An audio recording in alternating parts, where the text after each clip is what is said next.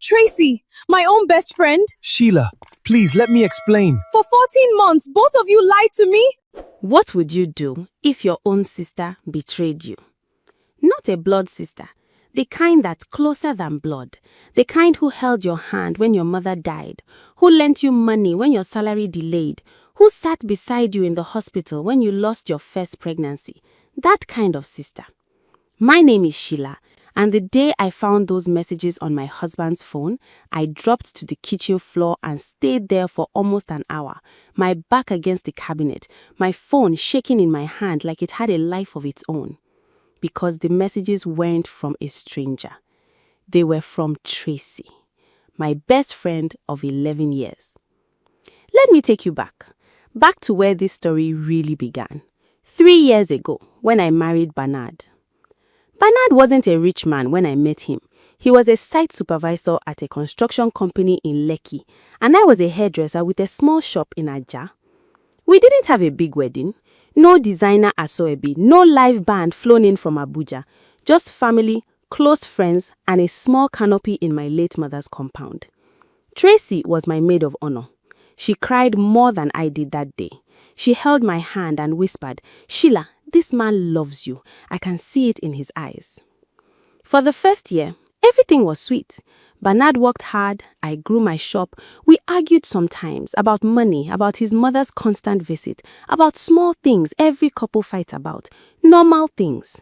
But Tracy was always there, always calling, always asking, "How is Bernard treating you? Is he still shouting at you like that?" At first, it felt like care, like she was protecting me. I didn't know, I couldn't have known that the woman comforting me on the phone every night was already planning to take everything from me. 2 years into my marriage, I got pregnant. I was so happy I could barely sleep. Bernard bought me suya that night, the kind with extra onions that I loved, and we sat on our small balcony eating and laughing about names for the baby. That same week, Tracy started calling more. "Sheila, are you sure you are ready for a baby with this man? Men change when wives get pregnant, you know. They start looking outside." I laughed it off.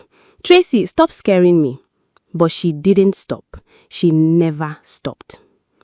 Looking back now, I realize every single time my marriage was strong, every single time Bernard and I were close, Tracy found a way to plant a small seed of doubt, a small crack, and over time, small cracks become big enough to swallow a whole house. I just didn't see it, not yet, because the woman planting those cracks was smiling in my face every single day, calling me my sister, sending me prayers every morning on WhatsApp, and all along, she had her eyes on my husband. By the time my son Jaden turned 1, things in my marriage had started feeling different. Bernard came home later than usual. He'd pick up his phone and walk to the bathroom to answer calls. Small things, the kind of things you notice but tell yourself you are imagining. I called Tracy that evening, the way I always did when something felt off. "Tracy, I don't know. Bernard has been acting strange lately." "Strange how?" Her voice on the phone sounded careful, too careful. "He's just distant, coming home late, always on his phone." There was a pause. Then she said the words that would replay in my head for months. "Sheila, I've been wanting to tell you this for a long time, but I didn't want to hurt you. I think Bernard doesn't value you the way you deserve. A real man who loves his wife and child wouldn't be distant. You deserve so much better than this, my dear." I sat on my bed that night, staring at my sleeping baby, and I cried. Not because of what Bernard had done. He hadn't even done anything yet, not that I knew of, but because of what Tracy had said. Her words sat in my chest like a stone. "You deserve better." Over the next few months, those words became Tracy's anthem. Every time I told her something, even something small, even something every couple goes through, she had the same response. "A real man wouldn't treat you like that. Maybe it's time to start thinking about yourself, Sheila. Have you thought about leaving?" I started to believe her, slowly, the way water wears down a stone, not all at once, but drop by drop, until one day the stone is gone and you don't even remember what it used to look like. I started seeing every flaw in Bernard. The way he chewed his food too loudly, the way he forgot to take out the trash, the way he sometimes raised his voice when he was stressed about work. Things that 2 years ago I would have laughed about. Now they felt like proof. Proof that Tracy was right. Proof that I deserved better. One evening, after a small argument with Bernard about his mother visiting again without calling first, I called Tracy sobbing. "I can't do this anymore, Tracy." "Then don't," she said simply. "Sheila, I've watched you suffer in this marriage for 3 years. 3 years of you shrinking yourself, making yourself smaller so he can feel big. Leave him. I'll support you whatever you decide. You and Jaden can even stay with me for a while if you need to." I should have asked myself, why is she so ready? Why does she already have a plan? But I didn't. I was too deep in my own pain to see the knife pointed at my back. That night, I told Bernard I wanted to talk about our marriage. He looked at me with tired eyes and said, "Sheila, talk to me. Whatever it is, talk to me. Don't talk to everybody else first." I didn't know what he meant by everybody else. Not yet.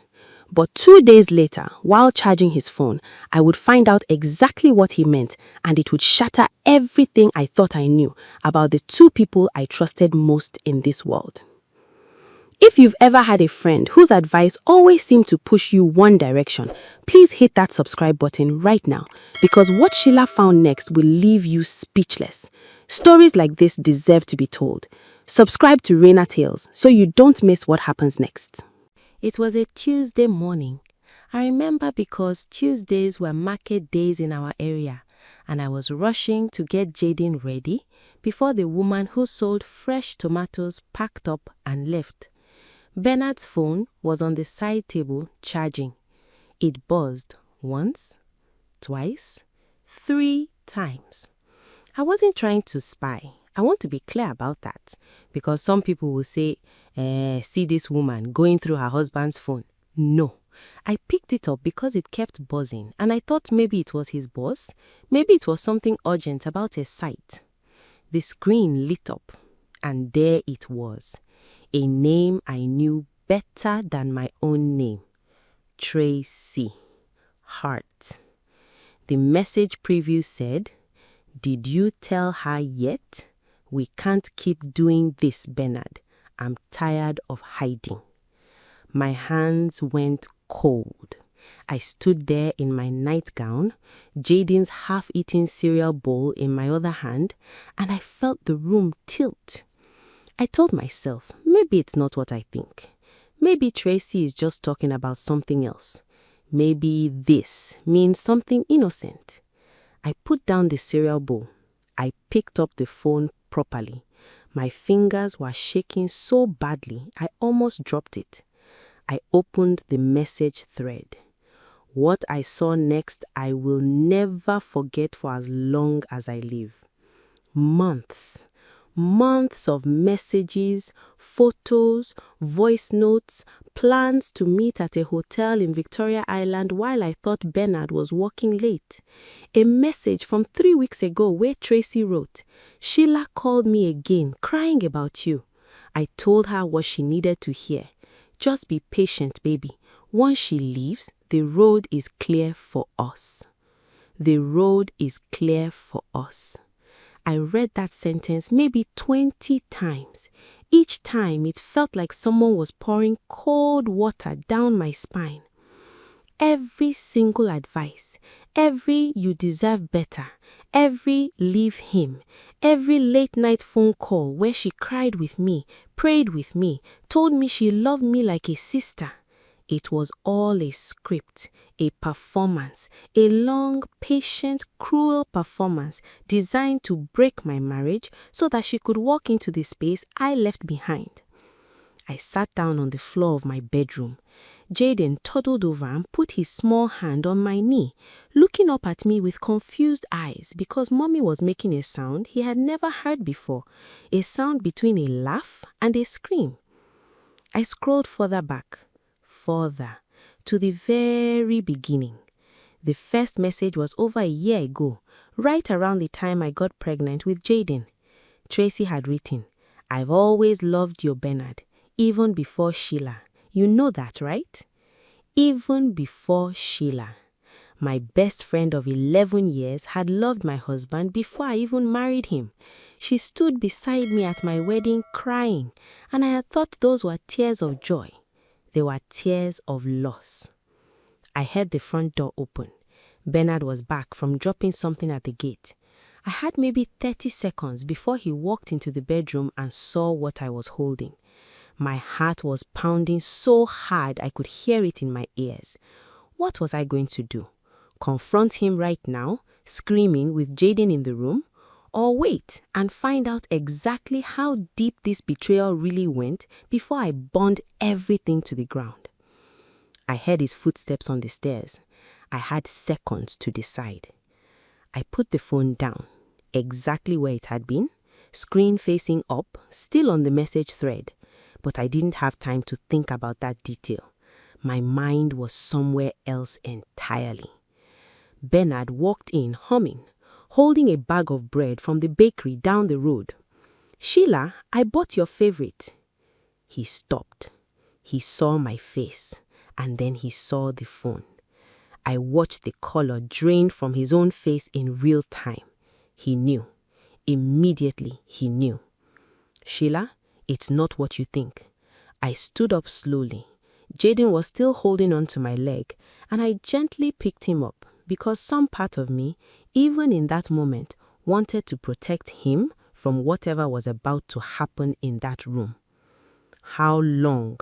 My voice came out so calm it scared even me. "Sheila, please, let's sit down and talk. How long, Bernard?" He flinched. Jaden started crying at the sound of my voice, and I had to fight every instinct in my body to keep from shaking apart completely. 14 months, he said quietly, his eyes on the floor. 14 months. Since before Jaden was born, since before my pregnancy, since the very week Tracy told me, with tears in her eyes, how happy she was for me. I won't lie to you. For a moment, my legs gave way. Bernard tried to catch me, but I pushed him away with a strength I didn't know I had. "Don't touch me," I said. "Don't you dare touch me." I carried Jaden into the spare room, locked the door, and sat on the bed with my son in my arms for almost 2 hours. Bernard knocked. He called my name. He apologized through the door over and over. I said nothing. But while I sat there, something in me started to shift. The shock was turning into something else, something colder, something sharper. I thought about every phone call with Tracy, every "you deserve better," every time she had pushed me gently, persistently towards the edge of my marriage while she was sleeping with my husband behind my back.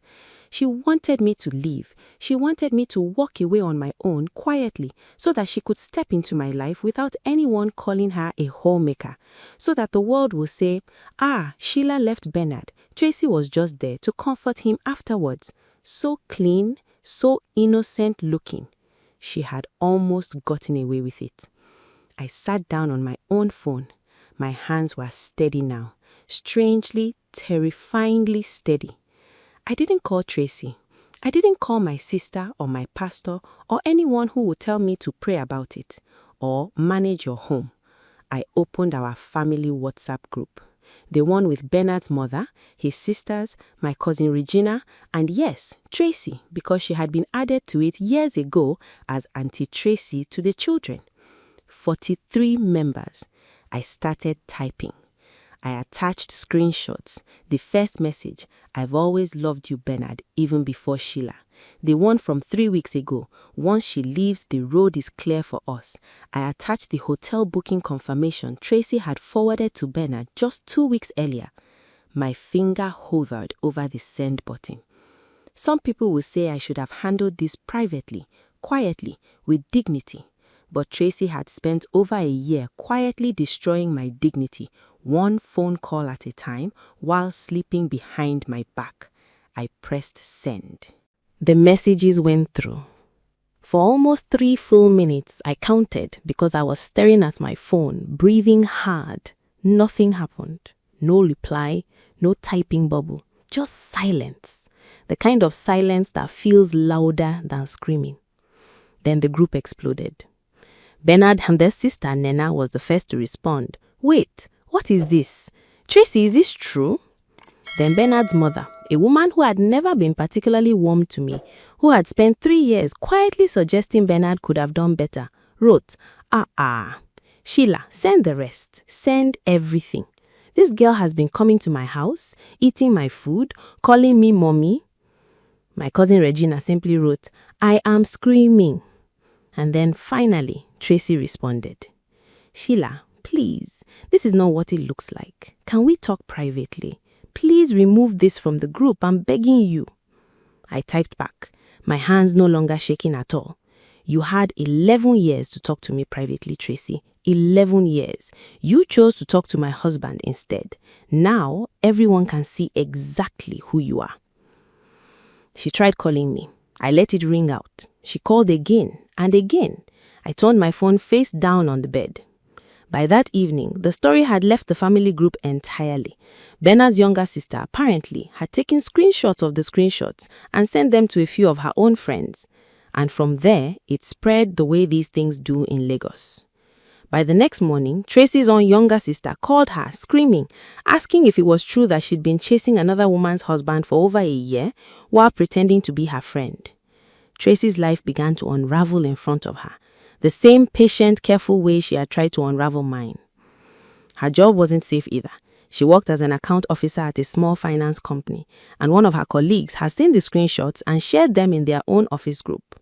Within days, she was being quietly spoken to by HR about conduct unbecoming, because 2 of the men in her office, it turned out, were married to women in that wider circle of forwarded screenshots, and the company didn't want the embarrassment. And Bernard was not spared either. His mother, the same woman who used to call me on the phone to complain about how I was running her son's house, turned on him with a fury I had never seen.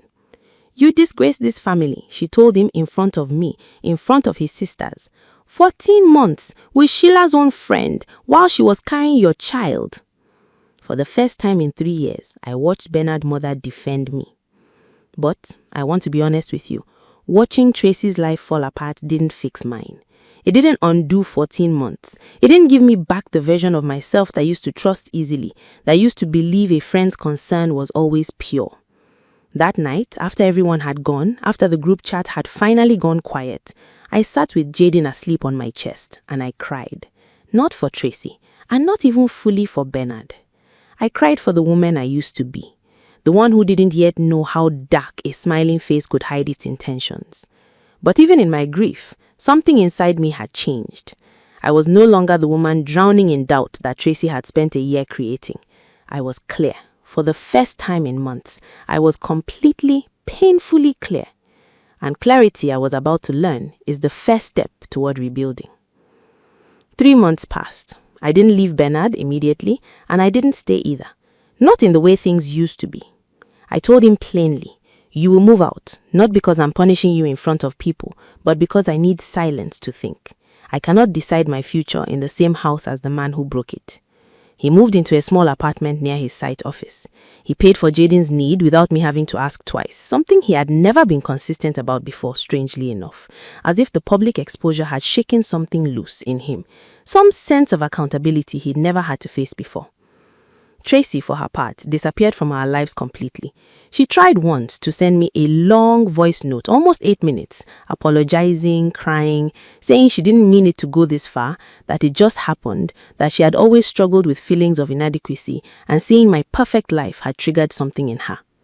I listened to the whole thing, then I blocked her number. Because here is what I came to understand sitting in that quiet house with my son those 3 months.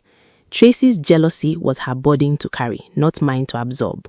For 11 years, I had given her my trust, my secrets, my late-night fears.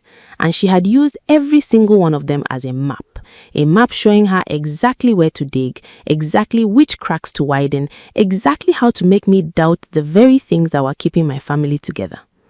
A real friend doesn't need a year-long plan to help you leave your marriage.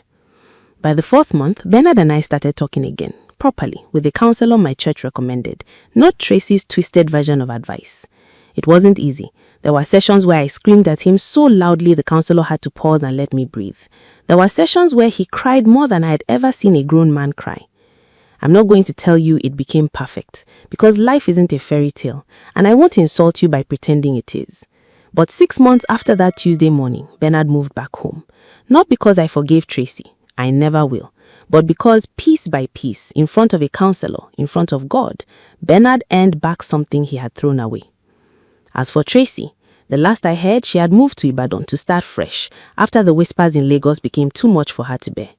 The same woman who once told me a real man wouldn't treat you like that ended up alone, jobless for a while, and without any of the friends she used to boast about. Because word travels, and nobody wants a friend who smiles at your face while planning your downfall. Sometimes late at night, I still think about those 11 years, about the wedding where she cried tears of joy, about every single phone call where she planted a seed of doubt with a voice full of love. And I think about this. Betrayal rarely comes from strangers. It comes from the people close enough to know exactly where it will hurt the most. But here is what I also know now. The truth always finds the light. No matter how long it takes, no matter how carefully it's hidden, the truth finds a crack and it pushes through. My name is Sheila. I lost a friend of 11 years to a betrayal I never saw coming, but I gained something I didn't have before. Clear eyes, and a marriage I am now building on truth, not whispers. If this story touched your heart, remember to subscribe. See you in the next story.